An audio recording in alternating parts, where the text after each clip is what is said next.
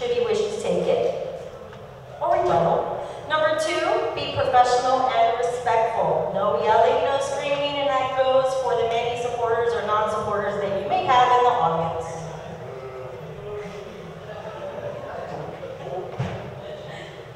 We're going to begin with our candidate introductions. Going first for a 2-minute allotted introduction is Mr. Chuck Mattingly.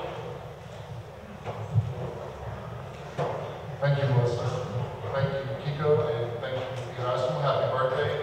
I want to thank Brownsville Cheezmeh, and I want to thank Brownsville Change for having this forum for this public discourse. I think it's very important that we do this so you, the electorate, can be informed as to who you're voting for. My name is Chuck Mattingly, and I am currently the Chief First Assistant DA in Cameron County. I've had the honor of doing that for the last 7 years for you folks. Born and raised in Texas. Wasn't born in the valley, but I got here as quick as I could. Married a local girl, and I have 4 sons. This is my home. This is where I live, and I'm very proud to be in the valley, be from the valley.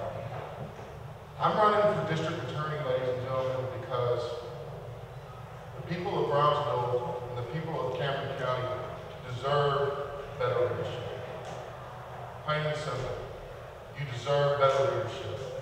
Our public servants and our community leaders should not embarrass us. They should inspire us. We want leaders, not lawbreakers. We want champions, not criminals. The days of people like Conrado Cantu, Jim Solis, Abel Lemus, it's over. It is over. I am my own man. I belong to nobody. I'm in nobody's back pocket. I'm not part of any political machine. You, the people of Cameron County, deserve better. Our children deserve better. I am a career prosecutor. I am not a politician. I'm running on my qualifications, my experience, and my record. It speaks for itself. For the last 7 years, starting in 1996, I have worked as a public servant for the people of Cameron County. And it is my great, great wish that I have made Cameron County a better place to live, a safer place to live. Thank you very much.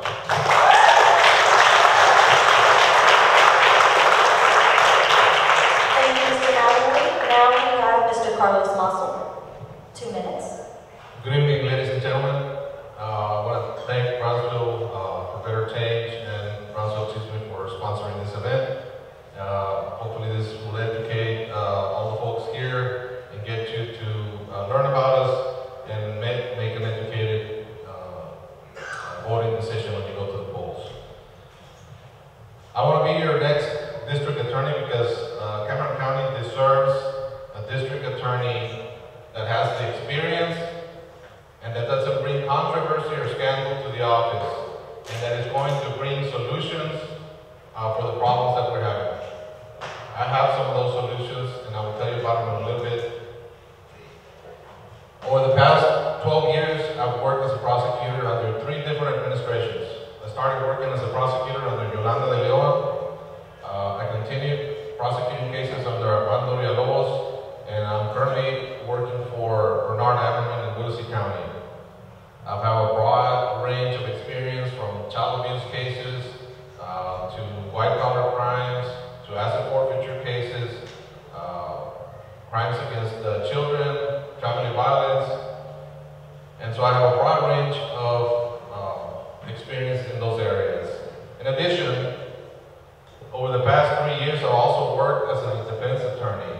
As a defense attorney, I have been able to see from a different perspective, from a different view, some of the problems with the current administration of justice. You heard earlier from the candidates that we're spending $200,000 a month sending inmates to other jails in other counties, and that should not be happening. We need to streamline and make the operations at the district attorney's office efficient and more effective so that we don't have to send these inmates to other counties, and that's their tax dollars. And I have a solution for that. Thank you very much. Now we have Mr. Science. Good evening. and gentlemen, my name is Brownsville Science, and I'm a prosecutor. I took an oath of office back in May 11, 1984, and 14 days later I started prosecuting, and I've been prosecuting ever since. During this period, I have personally prosecuted more capital murder cases that have resulted in death penalty sentences than any other DA in Cameron County history.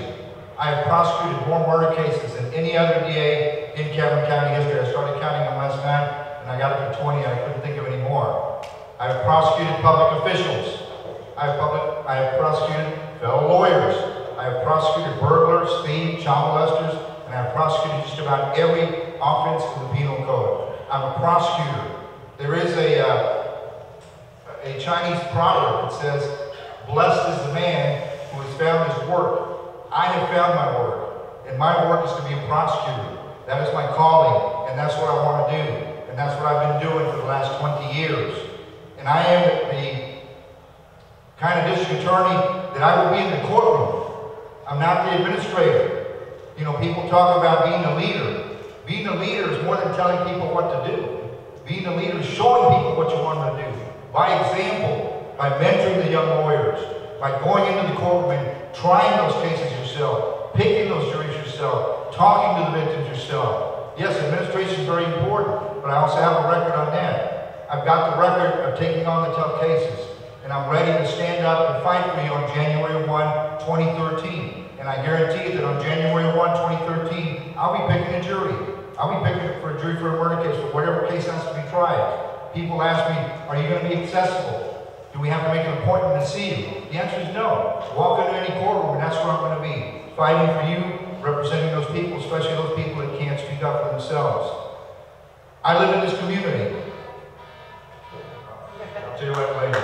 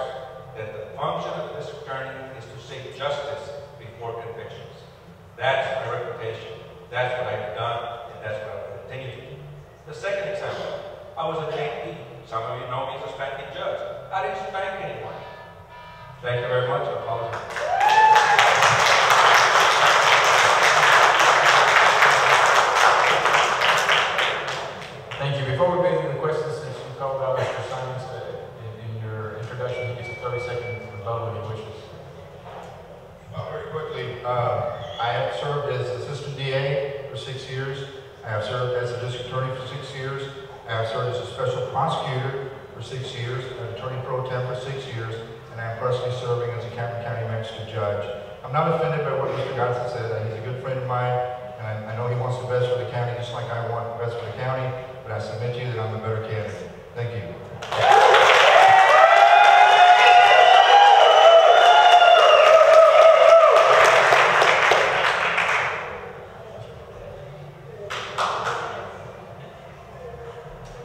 Starting with Mr. Garza. If elected, how big of a priority will it be for your department to investigate and prosecute allegations of official corruption at any level? If elected, the oath of office requires that I seek justice and that I enforce the laws across the board. Todos hijos de Dios o todos hijos del diablo. That's always been my motto. I've never have looked away from public office corruption.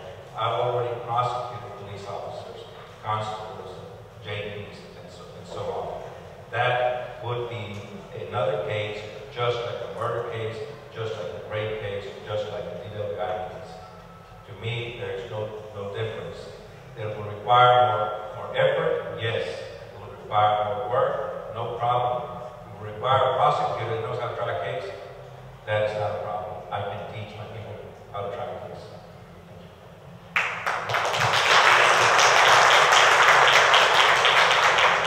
I think corruption at any level, at any state entity, government entity, whatever it is an ugly thing. And I think we all have a duty, us, officials over here, and you sitting out there in the audience, each of us has a duty to fight public corruption and to fight it, and when it rears its ugly head, to cut it off. You know, these things that we read in the paper, it makes me sick. It's sickening when I read that, what's happening. It undermines our systems and undermines the faith that you have in our officials. I have a record of treating and prosecuting public servants. I have no problem in prosecuting public servants. We cannot ask you people to follow the law if we ourselves don't follow the law. We're not above the law. We all have to follow the law. And if any public official shows any corruption during my term, he will be prosecuted to the full extent of the law like I've done in the past. Thank you.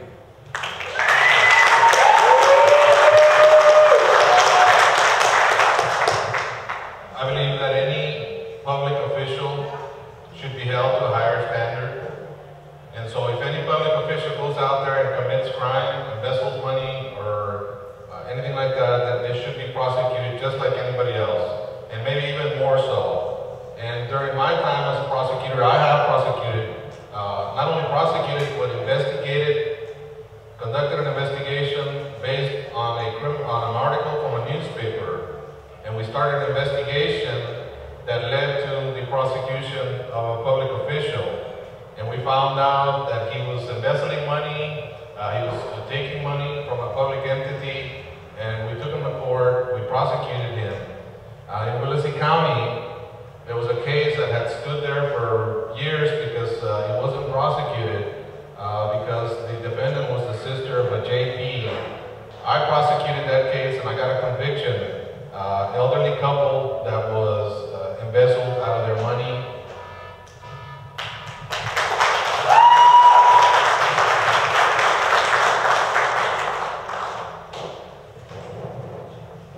No one is above the law. That's exactly right.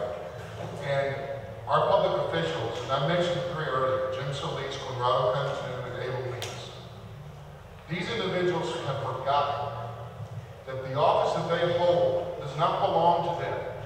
It belongs to you. And every 4 years, y'all get to decide who keeps that office. In my administration as an XPA, there will be no favoritism, there will be no cronyism.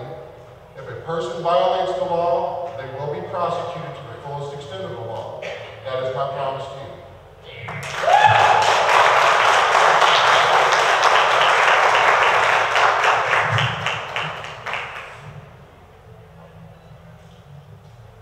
Mr. Simons.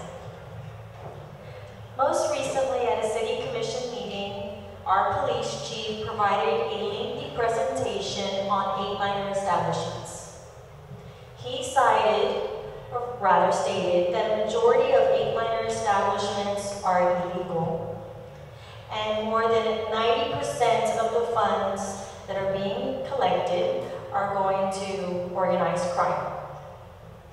What do you believe the role of the DA's office should be as compared to the role that is taken when it comes to the prosecution of eight-liner establishments?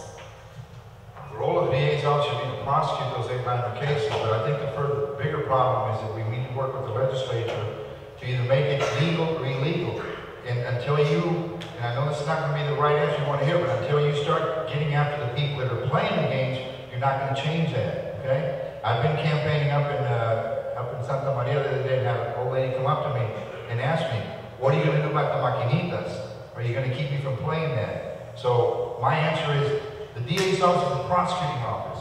It shouldn't be going out there making these eight-liner cases. That's up to Brownsville PD. We prosecute office, we're prosecuting officers. You bring me those cases, I'm going to prosecute them. But I think that's not the answer. The answer is working with the legislature to once and for all make these things either illegal or shut them all down. Because it's just, I mean, my experience right now, when I work these special cases as a special prosecutor, is you shut them down, and before you even finish that case, you're opened up again down 2 streets down. I mean, down on Alito and 3248, all you have to do is you see those lights, and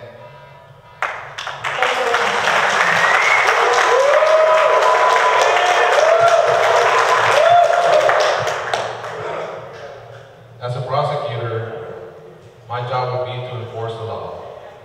Law enforcement agencies investigate eight-liner cases, submit them to the DA's office, and the DA prosecutes them. Now, what to do with them? You know, it's up to each individual law enforcement agency to enforce the laws, to bring the cases to the DA's office. The cities themselves can pass ordinances to limit or restrict the operation of these eight-liners. And as DA, as your district attorney, I can assure you that I can work with the different police agencies to help fight the eight-liner business, to provide them with training and anything necessary to restrict or limit illegal operations.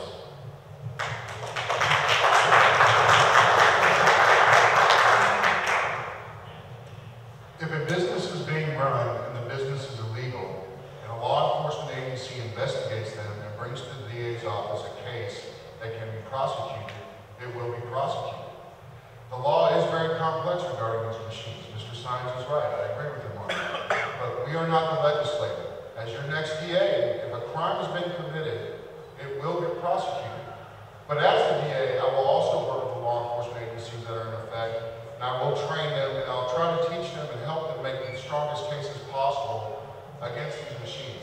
Mr. Sines said something about going after the persons who play the machines, and he's right about that. He is right about that, because that's illegal too. If it's an illegal establishment, the patrons are participating in something illegal. So be sure where you're going if you're going to go to one of those places. And you know, the other thing, as your DA, I will take an aggressive stance with forfeiture on these businesses. I will forfeit the illegal proceeds, I will destroy the machines that are in there, and I will get them out of your communities. Thank you very much.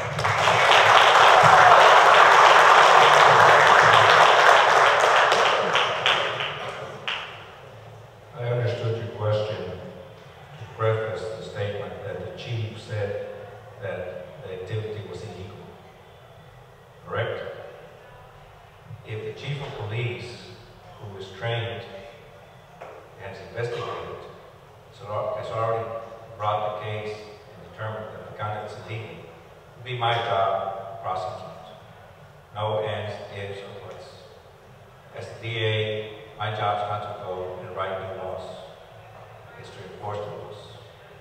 Some laws I may agree with, some laws I disagree with. But as your DA, my job will be to enforce the laws.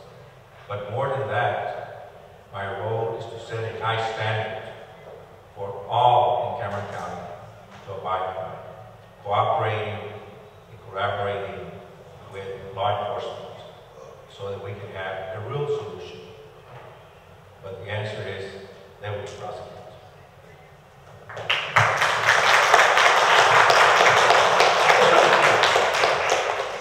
The following question was submitted by an audience member. How would you improve the criteria for the DA, the district attorney's office to select cases before the courts and/or expedite the process of the same? First of all, as a district attorney, I intend to implement or begin an intake unit with an experienced prosecutor to start looking at the cases. Number one, the jail cases have priority. We need to move those cases. There's inmates that are sitting in there for 30, 60, 90 days past the statute, the time that is allowed for the state to present the cases. And that's what I intend to do, create an intake unit that's going to look at these cases and move these cases a lot faster. There's people that are in there with a misdemeanor, sometimes failure to identify, that have a border detainer, and we are holding them there for 60, 90 days. It's costing the county lots of money to do that. So we need to do some kind of system, and I think an intake unit would help expedite the handling of these cases.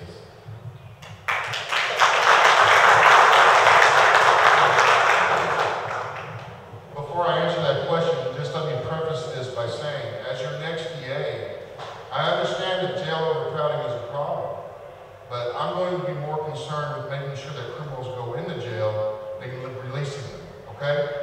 I just want y'all to understand that. Now, regarding the cases and case selection and what goes before the court, we in Cameron County have just purchased a new system called Odyssey. It's going to start allowing us to do direct filing. That will improve the efficiency and the efficacy of prosecution in our community. It's going to allow us to take the person as they come into jail, give them a cause number, and hopefully, if they want to plea them out, if they're a misdemeanor.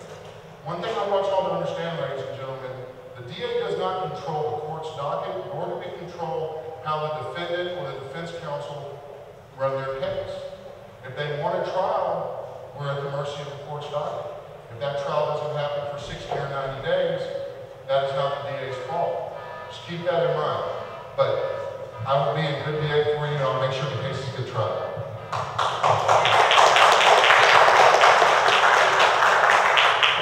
This is an easy one for me. When I was DA, what we had an assistant district attorney, a very qualified district attorney that would do intake for 1 month. The law enforcement agencies would come and sit with that assistant DA, and that assistant DA would make decisions right there and then to accept or reject the file, and we would move the cases. When I left the DA's office in '96, there was no overcrowding. There was no jail overcrowding. That started because the only one in there, and it has continued to this term. Because right now, what they're doing, they don't have an assistant DA receiving the intake. They have 2 clerks, and all they're doing is logging it in. They're taking all of it in. We used to reject some if it was no good, and that would prevent the overlap. But right now, they're taking everything in, and then they're spreading it out to 7 or 8 different assistant DAs to do the intake. That's like sending a case to a committee, and you know what happens when you get something in a committee? It dies. So what I'm going to do is what we used to do back then is have an assistant DA do intake for 30 days, work those cases, talk to law enforcement agency, receive or reject the file right there and then, and keep it moving.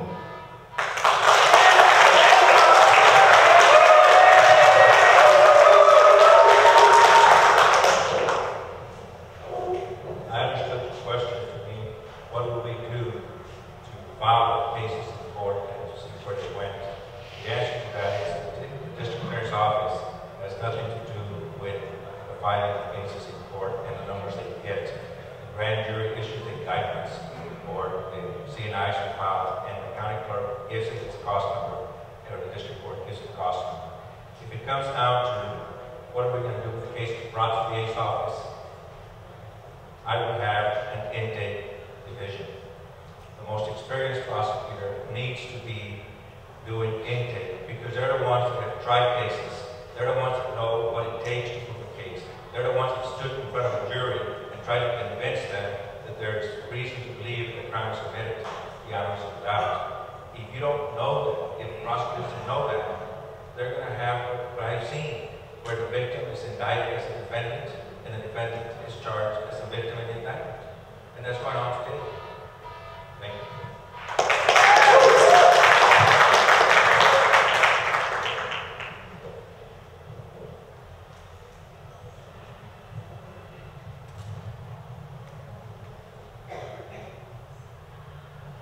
What management experience do you have to lead a department this size, and what kind of scorecard per se, or how are you going to keep tabs on your prosecutors going forward? 2-part question. And the second part is, there's not an unlimited budget, so how are you going to prioritize prioritize the cases, and how does the budget play into the plea bargaining? Well, answering the second question, yes, we all have a budget. The DA's office has a budget, and we have to operate within that budget. We have to be fiscally responsible. There are some cases that are more costly than others, absolutely. But as a prosecutor, from a pure prosecutor sense, you can't put a value on the death of somebody. You can't look at the family, the victim's family in the eyes and say, well, we're not going to take the time to hire the expert for you to prosecute this case. You just can't do it, right? I mean, working within a budget is very important, and we will do so. What experience do I have? I'm in an office right now that has over 100 staff members, 160 to be exact. We have 36 attorneys, including the elected PA.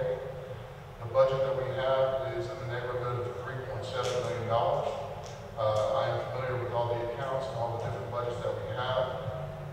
In answering the question regarding what do we do to supplement our budget, we have something called the 900 Fund, a forfeiture fund, that we work in conjunction with law enforcement agencies.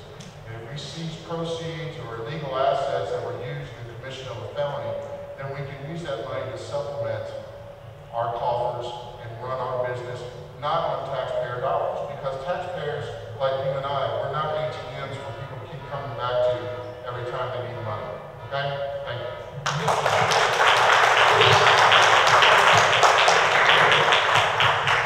I have a degree in management from Texas Alamos College.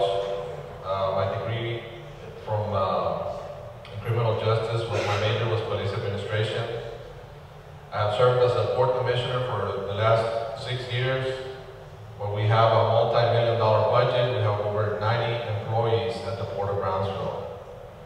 Now, how am I going to prioritize cases? I think we have to prioritize the cases in terms of the more violent cases. And what I was talking about earlier about this guy sitting in jail with a misdemeanor for failure to identify, and it's got a border detainer. Let the feds handle that, and let's go after people like this. These are two fugitives that beat a young man almost to death, left them with permanent brain injuries. These are fugitives, they're out there. That's what we want to prioritize. That's the kind of cases that I'm going to prioritize.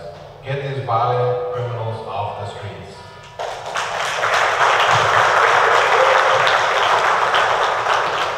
I think the question was about management and budgets. Let me talk about management first. I ran that office from 1990 to 96. During that time, management means putting people together. I put a team together, people, that to this day, the conviction rate is the highest rate and it has not been surpassed. We had the highest conviction rate from 1990 to 96, and I got to give Mr. Manning credit because he was there with me. I hired him. But from that team that I put together, when we broke up in 96, two of those members, two of my assistant DAs went on to be county court law judges, two of them went to be on district judges, 8 of them went to be federal prosecutors. So we had a very, very good team together. I know how to put a team together. I know how to lead that team. Regarding the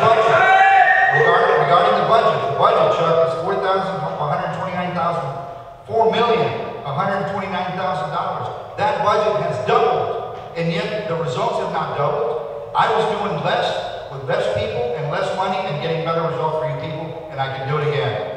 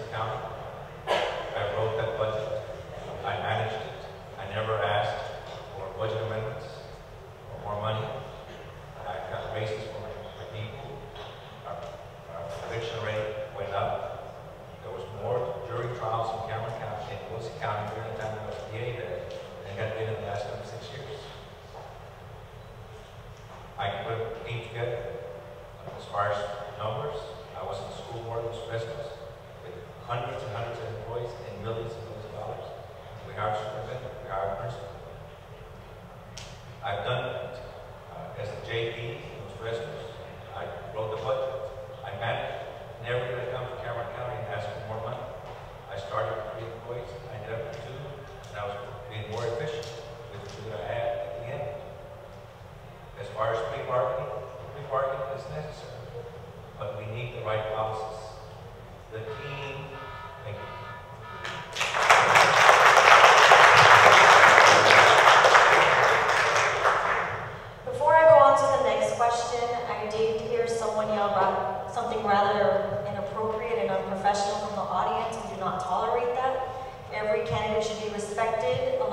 respective supporters. Thank you. Next question. How would you handle the please excuse my pronunciation, Livingston case differently? And for those of you in the audience who are unfamiliar with this case, we had a judge who allowed a convicted murderer to go home and get his affairs in order before he served his time. That individual remains MIA. I'm first. Before you hit that came from the audience. I just want to give the audience member that. Thank you. That's a very, very big concern. It's a horrible embarrassment to Cameron County and to prosecution. As a prosecutor, that never, ever happened. In that courtroom, nobody objected, and if there was an objection was silent. And when the judge proceeded, because the judge has the authority, an excuse can be made that the judge was going to allow me 60 days to get the affairs in order. It wasn't brought to the attention of the judge that Meek Livingston had been out on bond for months and months and months and came into court knowing he was going to plead guilty. Nor was there a request that his passport be picked up. Nor was there a request that he remain in house arrest or that he remain in the county, much less the state. It was horrible. Prosecution completely failed. Did not happen.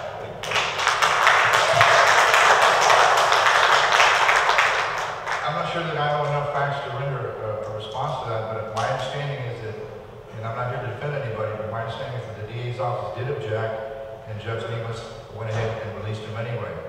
As the DA, all you can do is object to what the court's ruling, and the court rules what they're going to rule. So again, my understanding is that the DA's objected, and the judge turned him loose anyway. So at this point, it was Judge Lemus' fault and nobody else's.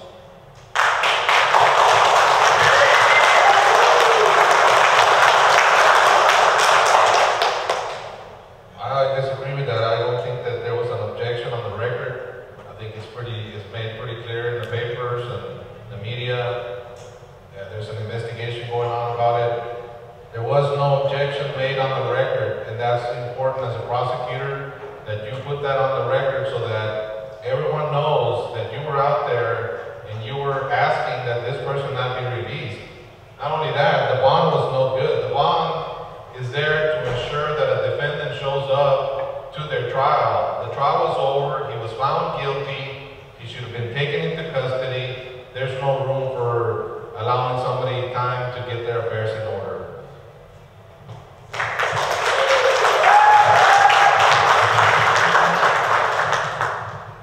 Well, since I was in the courtroom when this happened, I'd like to tell you that I would go and tackle him before he left the building. Listen, we opposed everything that happened in that courtroom. We opposed it, it's on the record. I'm on the record saying this was not our agreement. We are opposed to this agreement. The defense counsel is on the record saying, yes it is, sir. The defense counsel is on the record saying, this is not the agreement. But they asked the judge for this anyway. Judge Lemus acted recklessly and illegally by letting him walk out the door. That's the bottom line. And I want y'all to know what happened afterwards. I rounded up as many people as I could, his families, people in Chicago, Washington, Baltimore, Texas. I had subpoenas out, I had warrants for arrest out, and we went after him, and we are still going after him. But ladies and gentlemen, bottom line, I got sued in federal court because I went after the people that helped him escape.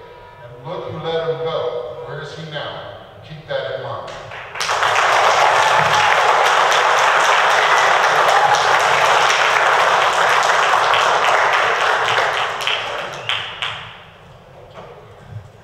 This question was also submitted from our audience, a member of our group, and it has to do a lot with being accessible.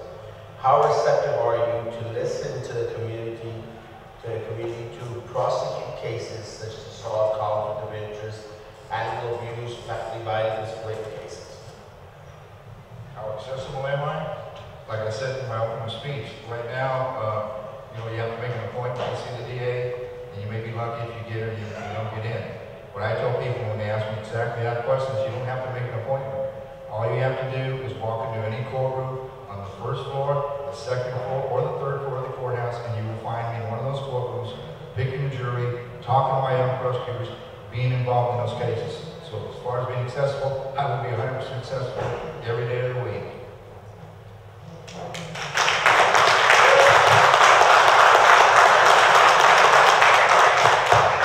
If you grab one of these little pamphlets on your way out, right there, it says, "I will maintain an open door through which everyone may come and discuss their concerns with me." There's a lot of issues out there. If you look at the very bottom when it says, "Reach out to the community," that's something that I intend to do, is go out on a monthly or bi-monthly basis to the different areas of the county and sit down with the different areas from different officials from those areas to discuss what problems they're encountering in their specific locales. And that way we can address things like animal abuse, and I think as part of the district attorney's office, we should have some prosecutors assigned to specifically prosecute animal abuse cases.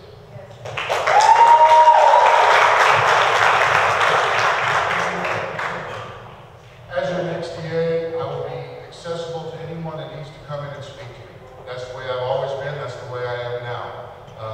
Unfortunately, a lot of defense attorneys don't like to come talk to me because a lot of times they don't like what they hear from me. So, but to the general public, you're welcome at any time. Come in, tour the office. I'd love to talk to y'all. But not just accessibility. I think what y'all really want is transparency and accountability about what's getting done. And with regard to prosecution of animal cruelty cases, the two guys that killed the puppy here in Brownsville, they both got felonies on my watch. You know, we will go after things the way they should be. We'll prosecute things to the fullest extent of the law. I'll be accessible to those who need to talk to me. And, you know, I really like the opportunity to be there your next year. Thank you.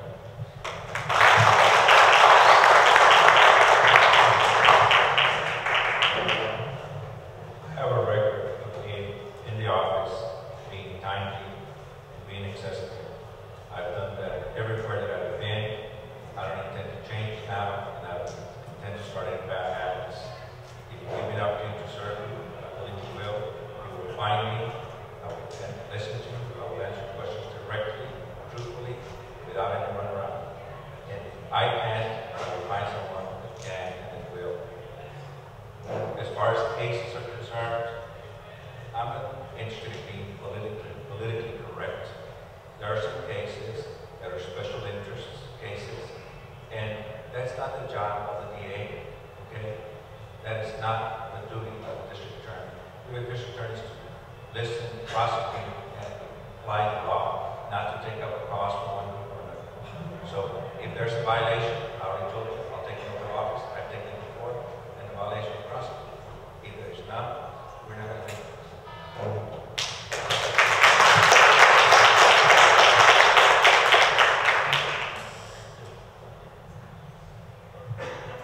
If elected, what are the two most important things you would change as soon as you go into office? Like I mentioned earlier, the first and the most important thing is to make sure that we have adequate personnel that are supervising the younger attorneys. We need experienced, seasoned prosecutors that are showing the younger attorneys and guiding them. Because a lot of times what it is the district attorney's office is a starting ground for a lot of attorneys coming out of law school. And you have to have somebody there that's seasoned, that's going to be there for them and guiding them. So I intend to have a chief misdemeanor prosecutor that's seasoned, that's going to be there to guide them. The second thing that I was going to do is start the intake unit so that we can start looking at those cases, especially the jail cases where people have been sitting in jail for months and months, costing us taxpayers a lot of money,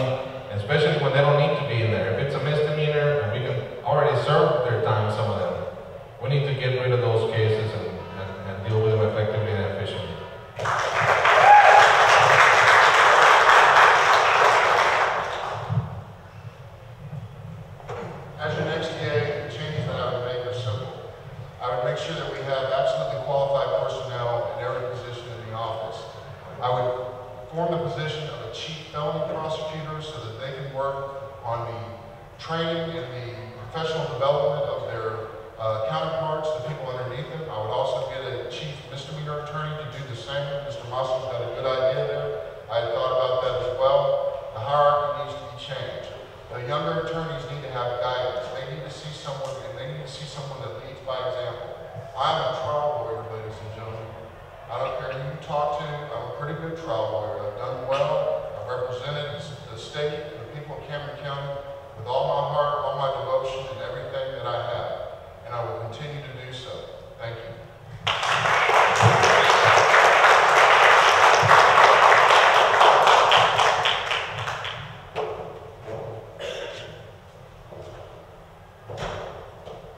If you give me the opportunity to be a district attorney, the very first change that I would make is develop a good, efficient, effective intake system so that we can eliminate the jail overcrowding and save the county over $3 million a year. The second thing that I would do on the first day, first week, is make sure to instruct all the prosecutors that they're going to have to work 8 to 5, read the files, and go to court prepared. It is unacceptable to go to county court or district court and be professional, sworn officer of the court, represent the state, and tell the judge, I'm not ready, I need a continuance. That's not happened in my watch as an assistant or as a prosecutor, special prosecutor, and it shouldn't happen in Cameron County now. And if you give me the opportunity, that will not happen again. Thank you.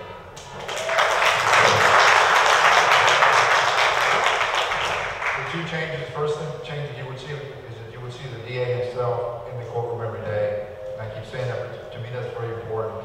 Right now, some of the young prosecutors don't have the inspiration to look around and see the DA there. So when I become DA, you're going to see me in the courtroom every day, doing what I love to do, doing what the talent, using the talent that God has given me, which is to prosecute. The second change is to work on the intake and work on the jail overcrowding. That really is something that needs to be worked on because we're paying $50 a day for every prisoner that's in jail that doesn't belong there. Now, some people belong in jail, don't get me wrong, but some people do not belong in jail, and we need to get those cases moving. So again, the two changes is you're going to see your DA in the courtroom every day, himself doing what I'm asking my people to do, and number two, work on the intake to get these cases moving and get these trials going on a faster rate. Thank you.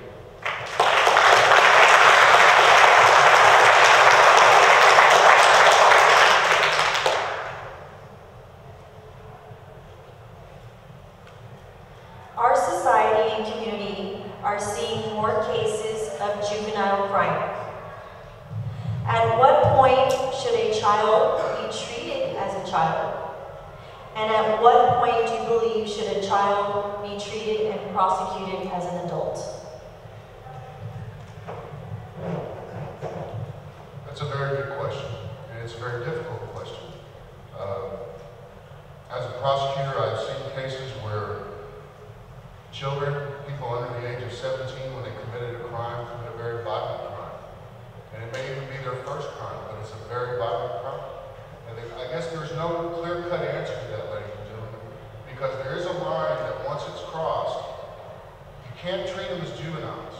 You need to certify them, put them in the adult system, and prosecute them like an adult. If they do adult crime, then they're going to be subject to adult time. Now, bottom line, that's it. Now there are studies about children that they don't control their impulses and stuff like that. And I'm not talking about simple assaults, I'm not talking about shoplifting or anything like that. But when you have a 16-year-old who brutally murders, stabs, and butchers his girlfriend in a park and leaves her there in an anthill, that's something that you have to think about. That's something that you need to certify that individual and treat them as an adult for what they've done. So, is there a clear-cut line? No. In every case, you're going to have to look at it individually. And that's what I'll do as your DA. I'll give it the discretion that it needs. I'll look at it. I'll make sure that the crimes that go before the adult court deserve to go there, and that juveniles get to be treated as juveniles. Thank you.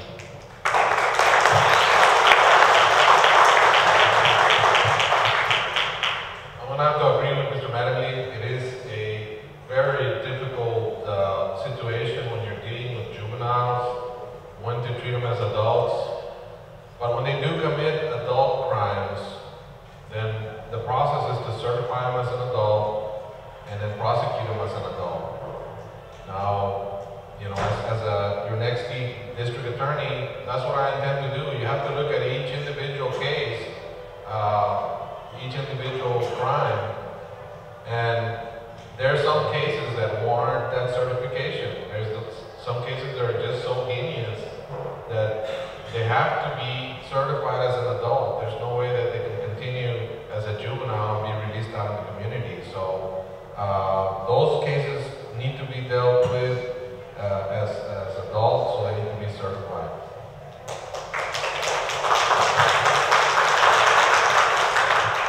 Once again, it's a good question, but you're asking the wrong people. I mean, as DAs, the ages are set by the legislature for juveniles and for adults.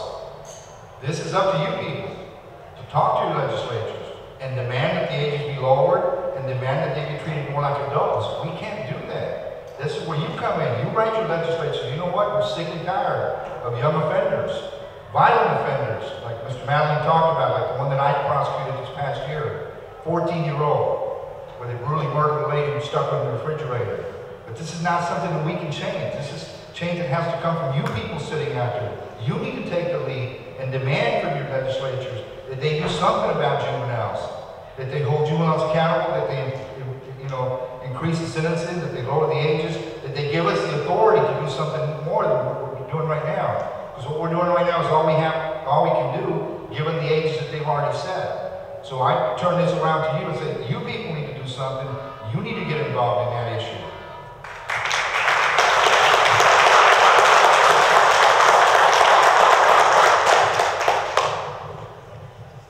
One of the distinguishing factors of our judicial system in America is that we prosecute the conduct. We allege the act, not the status. So if the law says that a 10-year-old committed criminal conduct, criminal intent, should be prosecuted as delinquent conduct, then that's what we're going to do. If the law says that if they're 14 and they commit murder, rape, 3G offense, they should be certified because of the heinous offense or because of the record they have, then that's what we're going to do. The good thing is that as a prosecutor, I've learned to look at the actions themselves and separate that which is not part of my role. Yes, we can get into a discussion of, well, he's 8 years old, he's 10 years old, he's 15 years old. But that's not what prosecution is about. It's holding people accountable for the individual conduct. Thank you.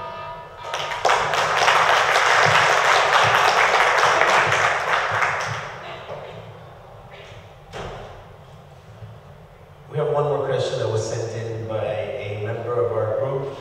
And to give a little background to the question, our group is very diverse. It's not only about Cheezmeh. There's a lot of individuals who are very interested in the spiritual and who are Bible believers. The question that was sent in was reference to the Apostle Paul, who at one point was a murderer and a killer of the church of the Christians in the first century.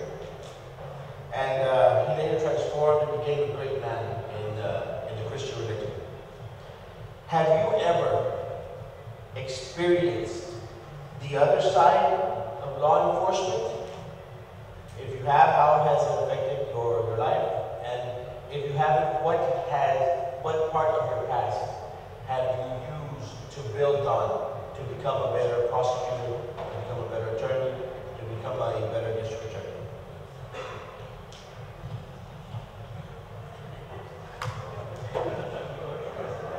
That is a very confusing question. Have I experienced the other side? I don't know exactly how to answer that other than maybe perhaps from the victim perspective, if that's what you're asking.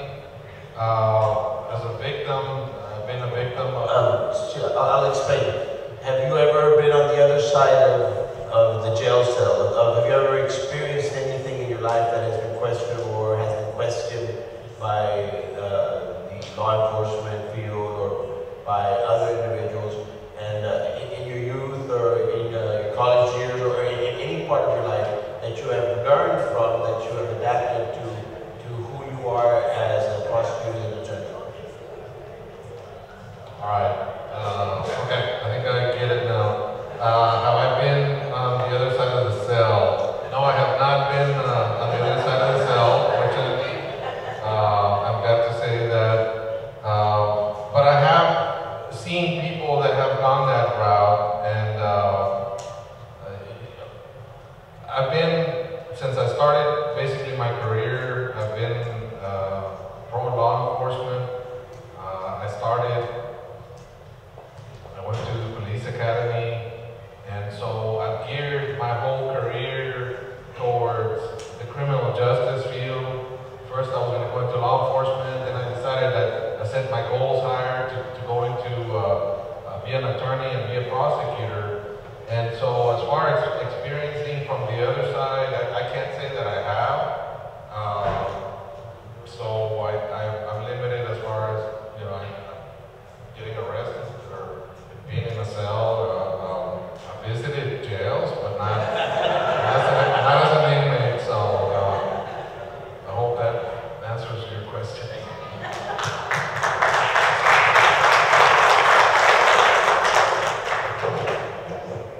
Like Mr. Masso, I have never been a guest in the county. Never been arrested. Never been indicted. I've gotten a speeding ticket, I will tell you that. Okay? But otherwise, no, nothing like that. Never had the police call out to my house or any kind of domestic disturbances or anything like that. So that's my answer. I yield the rest of my time.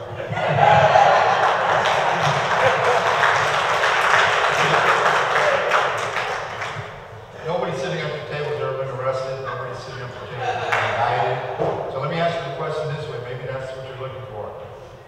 If you're looking for the perfect candidate, you're not going to find the perfect candidate, okay?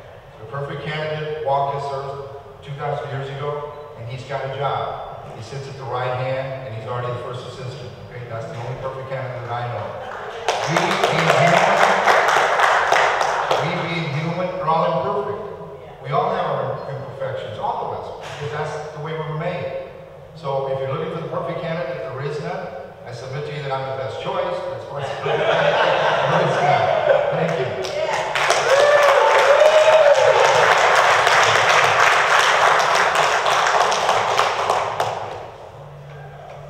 I'm familiar with the story of Paul. I think it's a very good question.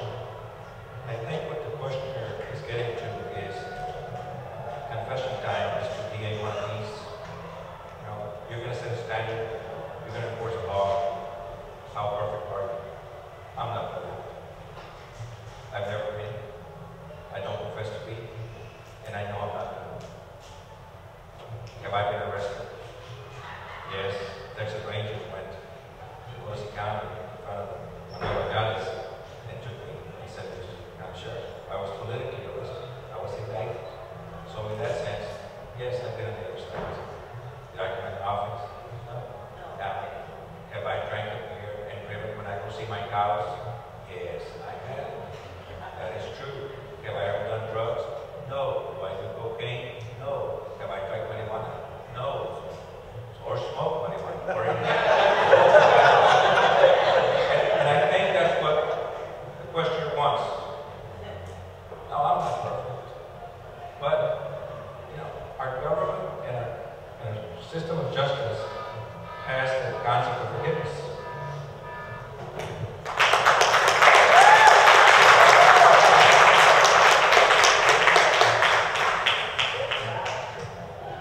Excellent job, candidates. That concludes our line of questioning. Each of you will be afforded a 2-minute closing. Begin with you, Mr. Garza. Judge Garza. Thank you. I want to thank you all for listening to us. I think that the role is very, very critical. When I started running for this office, I had a concern. And my concern was the violence across the river and it's spilling over to Cameron County because, like the other candidates have said,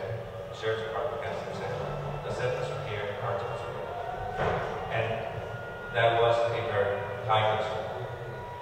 But since then, we've had all of this corruption in public office. And you've heard the names. One of the candidates is named about each individual. And that's embarrassing. Bad example for our children. I want to serve Cameron County because I want to apply the law fairly, equally, where you know what to expect. Where the citizen knows that if they follow the law, they're going to have a level playing field and pursue life, liberty, and happiness. And the criminal will know that if the criminal chooses to violate the law, he or she will be held accountable without delay. And the victim is not going to be prolonged and victimized twice. I told you at the beginning that there was two characteristics I wanted to keep in mind. And my timer now is the second. The second one is that my record is of making decisions based on what's best according to the vote that I've taken, the interest of others, like I did when I was in JP. When the Troy sisters came to me, it would have been very easy for me to say, you're expelled. School, you get what you want. Mom, I'm sorry you failed. Child, you're out of here 15. But that was not the right solution. That was not what was best in the interest of the children. And I didn't do that. I offered the parents a choice. Because I believe, thank you.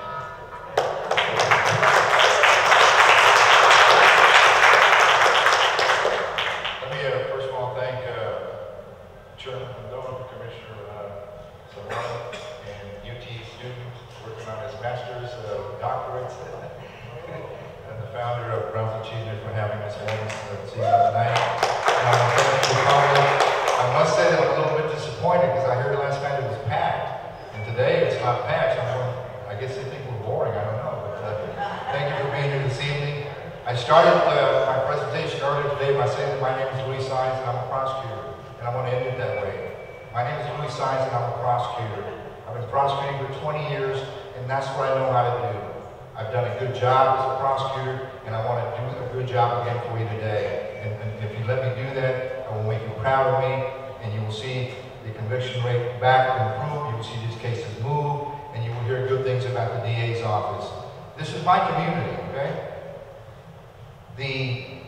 Today's law-abiding citizens like yourself who pay taxes are under attack. We're seeing more and more violent crime. Today's criminal is much more sophisticated, much better organized. The next DA has to be ready on January 1st, 2013 to take over immediately. There's no room for training. I've got the record of experience. I've got the record of putting a team together. I've got the record of running the office within the budget to help you and to help us and to make this a better community. I've got a grandson, 6 years old. He's the love of my life. I want for him and for the rest of my family what you want for your family. A safe community where we can all work, play, go to school, and worship in peace. That's all I want. I can give you that if you give me the opportunity. I'm a prosecutor at heart. I know how to do the job. I've done it in the past, and I want to do it again with your help. I ask for your vote, I ask for your support, and I ask for your prayers. Thank you.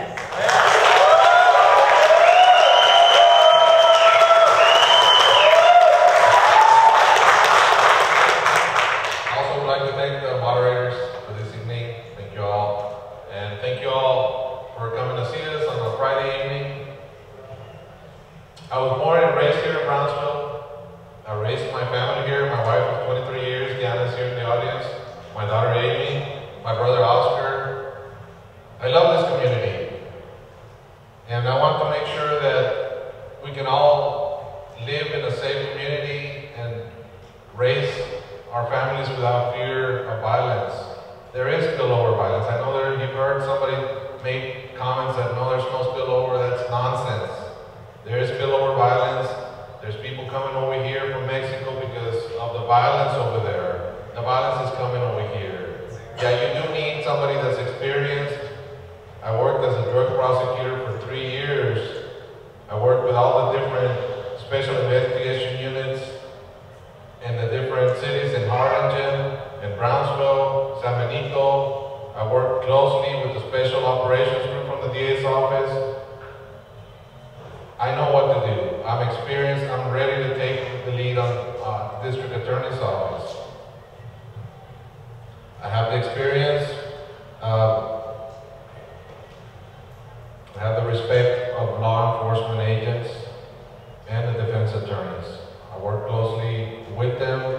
I've done my job, but at the same time, I've done it in a respectful and efficient and professional manner.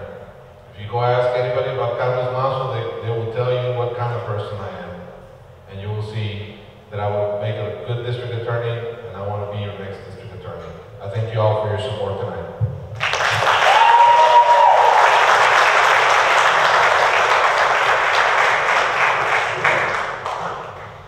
Thank you again, moderators. Thank you all for being here tonight. Thank you for listening to all of us and giving us your attention. I appreciate it. This is the first time I've ever run for public office, so be patient with me. I appreciate it. Abraham Marr. Cecilio Mendoza. Abraham Marr shot a police officer 6 times. I tried that case. He got 101 years. He shot Carlos Diaz in the line of duty. Cecilio Mendoza shot Rolando Trujillo 3 times in the line of duty. He received a total of 62 years. John Allen Rubio, death sentence. Angela Camacho, 3 capital life terms. Daniel Lopez, life without the possibility of parole for killing Sonia Perez, teacher of the year in Rio Hondo. Ladies and gentlemen, I have tried those cases, and I agree with Mr. Sines. Today's criminal is better organized, more sophisticated, better armed, more dangerous than ever before. And they're here. They're here. I tried a man by the name of Alfredo Pereira, a captain in the Mexican Mafia. He was supposed to be untouchable, but we got him. He was convicted of murder. He was convicted of engaging in organized criminal activity and received a total of 8 years. Ladies and gentlemen, my family has also served this community. I've gotten threats. I've had my animals killed in my backyard. I've had notes left in my truck during trials. I've had a Mexican Mafia member show up at my son's football practice. I want y'all to know that we need a DA who's not going to be afraid to stand up for y'all and prosecute the cases that must be prosecuted. I will seek justice. I will protect victims' rights. I will have no favoritism. I will have no cronyism. And I will be the best DA I can possibly